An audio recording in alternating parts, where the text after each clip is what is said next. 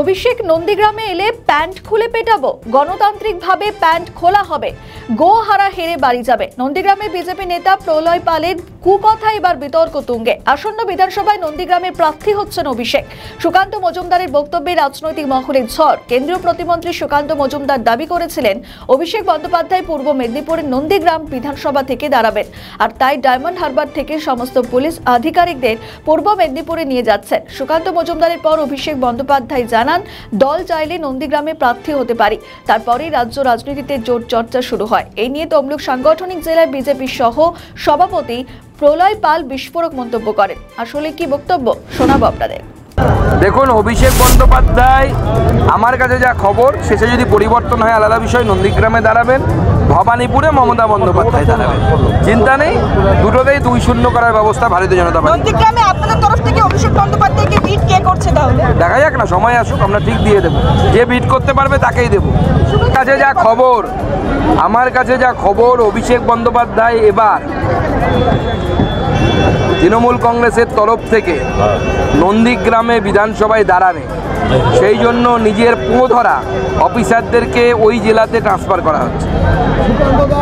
ওনার উপমুখ্যমন্ত্রী হওয়ার খুব শখ, সেই উপমুখ্যমন্ত্রী হবার জন্য উনি নন্দীগ্রামে বিধানসভায় দাঁড়াবেন বলে আমার কাছে খবর আছে। সুকান্ত মজুমদারকে বলুন, ওটা ওনার মনের সুপ্ত বাসনা হতে পারে, কিন্তু তৃণমূলের আভ্যন্তরীণ বিষয়টা তৃণমূলের উপর ছেড়ে দিক। আমাকে দল যেভাবে যেখানে কাজে লাগাবে আমি সেখানে সেভাবে কাজ করব। আমাকে যদি বলে নন্দীগ্রামে দাঁড়াও, আমি দাঁড়াবো। আমাকে যদি বলে দার্জিলিংয়ে দাঁড়াও, আমি দাঁড়াবো। আমি অন রেকর্ড বলছি। আর সুকান্ত মজুমদার যদি অতই পারদর্শী হতো তাহলে 8,000 ভোটে জিততেন। 2026-এর বিধানসভা নির্বাচনে নন্দীগ্রামে অভিষেক বন্দ্যোপাধ্যায় যদি তৃণমূল কংগ্রেসের প্রার্থী হয়, শুভেন্দু অধিকারীর জামানত বাজেয়াপ্ত হবে। তার কারণ, নন্দীগ্রামের মানুষ প্রস্তুত আছে গণতান্ত্রিক হাত দিয়ে বিশ্বাসঘাতকতার জিপ ছিঁড়ে ফেলবে, আর রাজনৈতিকগতভাবে শুভেন্দু অধিকারীর পা জামা খুলে নেবে নন্দীগ্রামের মানুষ। বাপ্পাদিত্য গর্গ, নন্দীগ্রাম 1 নম্বর ব্লক কোর কমিটির সদস্য। আমরা তো সেই আশাতে আছি। আপনারা মাঝে মধ্যে বাংলা বই দেখেন না, জিৎ দৌড়চ্ছে, কুন্ডা মস্তান তার পিছনে ধাওয়া করছে। আমরা চাইছি এভাবে ও চলে আসুক এখানটায়, নন্দীগ্রামে এলে প্যান্ট খুলে পেটাবো আর গা হারা হেরে বাড়ি যাবে। না, সে প্যান্ট খোলা নয়, গণতান্ত্রিকভাবে ওর পিসিকে হারিয়ে মাথায় চুনকাম লেপে কালীঘাট পাঠিয়েছি, এখানটাও প্যান্ট খুলে ওকে কালীঘাট পাঠিয়ে দেবো। গণতান্ত্রিক প্যান্ট খোলা যাকে বলে। জিৎ তো এক অভিনেতা, নায়ক, তাহলে ওনাকে কি নায়কের সঙ্গে তুলনা করছেন? না, নায়ক তো আমরা জিতি, আমরা নায়ক।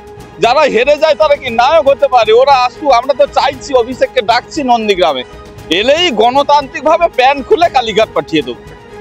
বাংলা বইয়ের ডায়লগের মতন হবে নন্দীগ্রামে এলে। মমতা বন্দ্যোপাধ্যায় হারের প্রতিশোধ কি নিতে আসছে এখানে? মমতা বন্দ্যোপাধ্যায় জানে নিজে দাঁড়িয়ে হেরেছে, অতএব সে একা কেন দোষ নেবে, তার পরিবারের আর একজন সদস্য আছে, সে যেন অনুরূপ ভাবে এভাবে নন্দীগ্রামে এসে দাঁড়িয়ে মাথায় চুনকালি লেপে বাড়ি চলে যায়। আমরা প্রস্তুত আছি, পুরো বাংলা বইয়ের ডায়লগের মতন হবে। আমরা তো টানছি ওকে নন্দীগ্রামের দিকে যাতে এসে দাঁড়ায়, বাকিটা প্যান্ট খুলে গণতান্ত্রিক ভাবে প্যান্ট খুলে ওকে কালীঘাট পাঠিয়ে। মার্জিন কত হতে পারে? এই নন্দীগ্রামে মার্জিন কতটা হবে বলা বড় মুশকিল। কারণ কেন বলছি, যে 2021 সালে আমরা নন্দীগ্রামে ভারতীয় জনতা পার্টির একটাও প্রধান ছিল না। এখন ভারতীয় জনতা পার্টির 17টা জিপির মধ্যে আমাদের 15টা, আমাদের 11টা, আর 2টো পঞ্চায়েত সমিতি আমাদের। ফলে মার্জিন কি পরিমাণ হবে, একদিকে এসআইআর আর একদিকে সংগঠন, সঙ্গে আমাদের এই প্রশাসনিক পাওয়ার, সেটা নির্বাচনের বুঝিয়ে দেবো নন্দীগ্রামের মানুষ কি মার্জিনটা দিতে পারে। মুখ্যমন্ত্রী মমতা বন্দ্যোপাধ্যায় আপনাকে ফোন করেছিলেন, আবার তো নির্বাচন আসতে চলেছে, আপনার পরিবর্তন যেভাবে ভুলভাল ফোন করে। আমরা রাষ্ট্রবাদী, আমরা রাষ্ট্রের হিতে লোভ লালসার শিকার হই না, যার জন্য ভুল জায়গায় ফোন করে ফেলেছেন।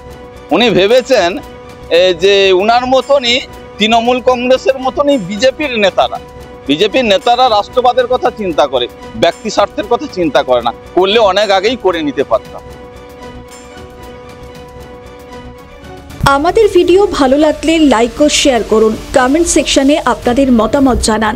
আরও ভিডিও পেতে আমাদের চ্যানেলটিকে সাবস্ক্রাইব করুন এবং প্রতি মুহূর্তে খবরের আপডেট পেতে প্রেস করুন বেল আইকন।